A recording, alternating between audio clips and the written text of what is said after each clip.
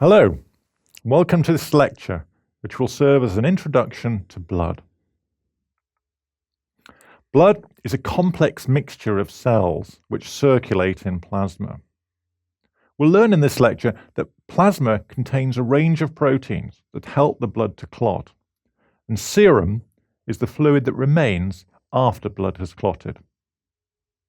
Blood cells are made from Haemopoietic stem cells, and the three main cell types are red cells, white cells, and platelets. Let's start with some general facts about blood volume and blood composition. First of all, the amount of blood within your body. The blood volume is around 70 mils per kilogram. A typical person might be 70 kilograms, meaning 4,900 or 5 liters of blood in the average person. Now, blood is composed of a range of cells which circulate in a fluid called plasma. If you take blood from somebody's vein and put it in a tube and then in a centrifuge, you'll see the picture on the right. At the bottom, the red blood cells, by far the most common cell in the blood, representing around 45% of the blood volume. Above them, white blood cells and platelets, a small fraction, but very important as we shall see. And above them, the straw-coloured fluid, the plasma, which makes up the great volume, 55% of the blood. Here's another representation of the blood flowing down a vessel. And you'll see the three main cell types, red cells, white cells, and platelets within the plasma. And this is an example of the closed circulation of blood from arteries and capillaries and back into veins. As we'll see later, there's one organ, the spleen, that has a very unusual open blood circulation, which is of great interest. Now, I do want to just emphasize the difference between these terms serum and plasma. Let me show you the difference. On the left, the diagram that we've already seen, plasma at the top making up 55% of blood volume. But that's what we see if we centrifuge blood which has been anticoagulated, that cannot clot. If we take blood into a tube, it starts to clot very rapidly, as you can see on the right, clotted blood. All the cells have been drawn down into that clot, and coagulation factors, a range of proteins involved in blood coagulation, have been taken out of plasma and incorporated into that blood clot. And what's left is the serum above there. So serum is deficient in blood coagulation factors. So if we need to find a liquid to give to patients who have blood coagulation factors, you'll see immediately that we need to give plasma, fresh frozen plasma.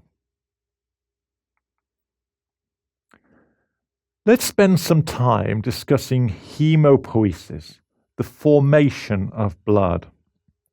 This is a classic chart of haemopoiesis that you would probably find at every hematology laboratory around the world. And it starts at the top, as always, with the Haemopoietic stem cell. It's termed pluripotent. That means it has the ability to develop into many different types of cell. And of course, it has to self-replicate. Every time it divides, it has to create a daughter cell to maintain its numbers. Now, a key point for us to remember at this stage is these two major lineages during haemopoiesis.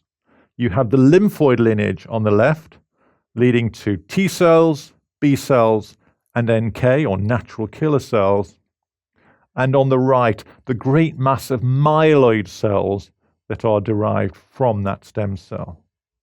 Working from the left, you see monocytes, neutrophils, basophils, eosinophils, megakaryocytes leading to platelets, and of course the red cells, the erythrocytes.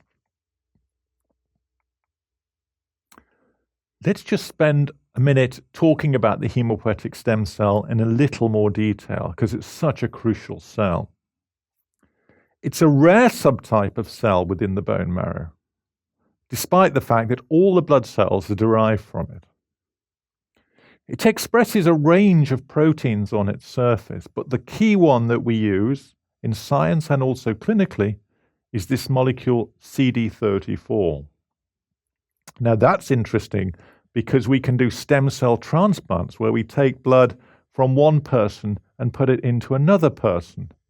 And often we will select the stem cells on the basis of CD34 selection, and that can lead to reconstitution of haemopoiesis after transfer. Now, as we will see later on, haemopoietic stem cells exist within a specialized microenvironment. It's called a stem cell niche. And we'll look at the range of cells which are involved in supporting the survival and division of the haemopoietic stem cell. We will also see that stem cells get disturbed in a range of conditions, and that can lead to dysfunction of haemopoiesis and a reduction in the blood count in the blood. Now, blood is a complex mixture of cells, but there are three major types that I want to focus on at this stage. Red cells. Their primary role is to carry oxygen around the body, and they're 1,000 times more numerous than other cells. White cells. Their major function is to fight infection. There are two major subtypes, lymphocytes and myeloid cells. And thirdly, platelets. These are small fragments of a megakaryocyte cell, and they form blood clots. Let's look at red cells in a little more detail, and you can see on the right an electron micrograph of red cells showing their biconcave shape. Beautiful picture. As we've heard, these are much more common than white cells in the blood. And as you will see, they don't have a nucleus. When they're generated in the bone marrow, the precursor cells extrude the nucleus, and the red cells are released into the circulation without a nucleus. That limits their survival, and they only live around 120 days. A fact beloved of many medical students for reasons that I've never quite understood, but there's something very memorable about that. The major purpose of red cells is to carry oxygen deep into our tissues. In fact, the vascular system may well have evolved to provide oxygenation deep into tissues. And as you'll see from their shape, they're very flexible. And that allows the red cells to migrate through capillaries in very small areas and deep into tissues. Let me introduce the first type of white cell, the lymphocyte. That's shown as number 2 on the slide on the right. You'll immediately see the very large nuclear to cytoplasmic ratio and the dark blue staining of the nucleus. You'll also see some red cells and small platelets.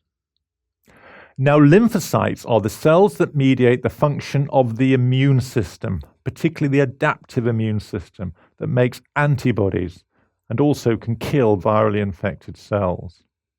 They're very sophisticated cells, and they can live for many years, and they constantly circulate between the blood and through lymphoid tissues, searching for pathogens and to initiate immune responses. There are two major types of lymphocyte, the T cell and the B cell, and they have slightly different functions. Neutrophils are the other major subset of white cell. They have a critical role in fighting bacteria and fungal infection, and when we have patients in hospital wards who are having chemotherapy, we often suppress by this treatment a neutrophil count, and that can leave patients very prone to infections. You'll see on the right some of these neutrophils, and you'll see immediately how their nucleus is very characteristic, multi-lobed, and they contain a number of granules. As we'll see, they are released from the bone marrow and survive for around 2 or 3 days before entering tissues. They can ingest bacteria and cells which have become covered with antibody acting as a signal for the ingestion and destruction of that cell. Once they've taken in bacteria and opsonized cells, as these cells with antibody are called, they can then kill them using toxic enzymes and oxygen radicals. Monocytes are also an important subset of white cells. You'll see one there, labeled number 1, slightly larger than the lymphocyte, a pale blue cytoplasm and a lobed nucleus.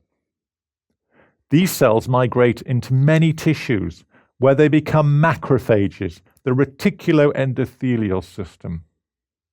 They also play an important role in the ingestion of bacteria.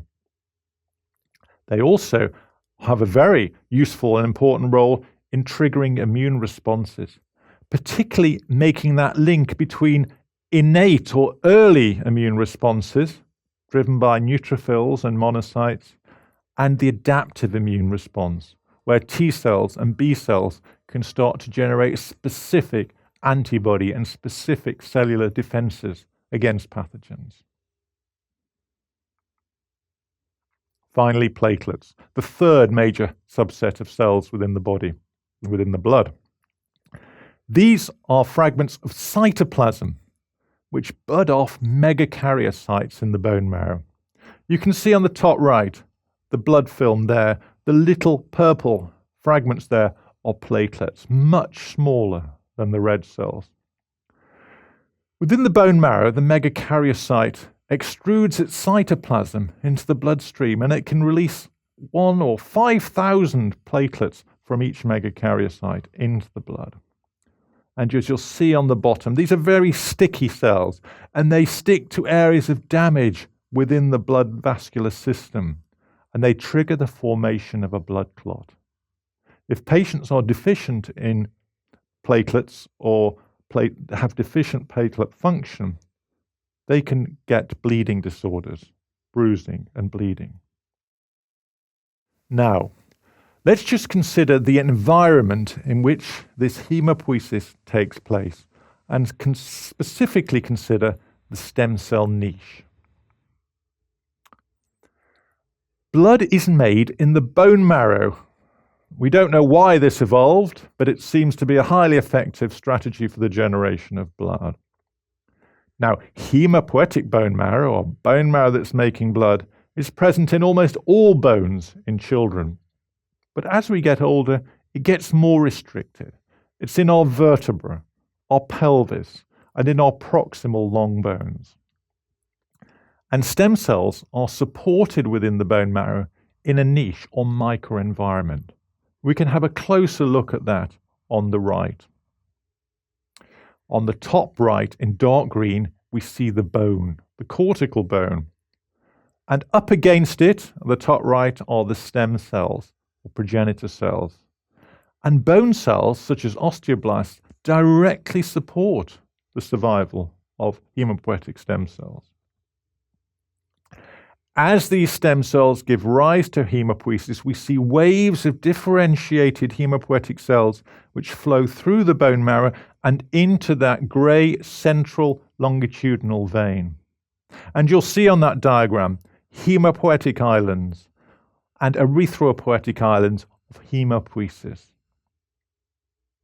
You'll see just to the bottom there a megakaryocyte, a very large cell with multiple nuclei that's releasing platelets into the central longitudinal vein. And on the right, we'll see some of the cells that support bone marrow function, adipocytes or fat cells. They comprise a great proportion of the bone marrow, and if you take a biopsy of bone marrow, you'll see a lot of empty space occupied by fat cells.